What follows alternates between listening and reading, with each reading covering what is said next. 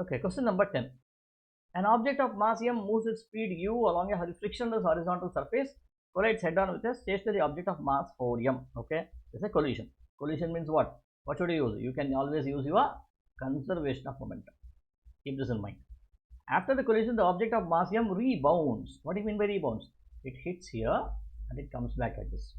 Okay, changes its direction. That's what you should know. Along its initial path with 1/4 of its kinetic energy before the collision. Okay, so what is given? There's some data given here. So it says that after collision, let the mass of this object be moving with a velocity v1. So I will write half mv1 square. Why? Because it says 1/4. It moves object, the rebounds of this initial path along with 1/4 of its kinetic energy before the collision.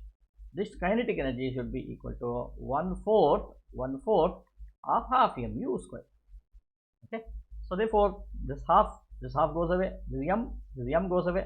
Then you have v1 square is equal to u square by 4, or v1 should be equal to u by 2. What is that we have got? We have got this value here. Still we are not at the problem. What is the speed of the mass of the object of mass 4m after the collision? Now when it hits over here, this should also be moving with some velocity, right? Let me call this velocity v2 over here. Okay, so what is the speed v2? The question is simple. Now let us apply COM first. When you apply the COM first, what do I get here? I get initial momentum is mu before collision is equal to mu. Okay, I will take up this collision also, this mass also, plus 4m multiplied by 0, because momentum of this is 0 over here because it was at rest. This should now be equal to, after collision, what's happening? This is now moving backwards with a velocity u by 2. This is now moving backwards. If this is positive, this should be negative.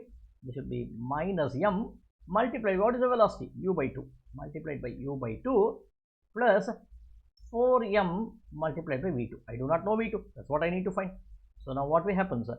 So this m on both the sides, this already goes to 0. This already goes to 0. So this m, and this m goes away.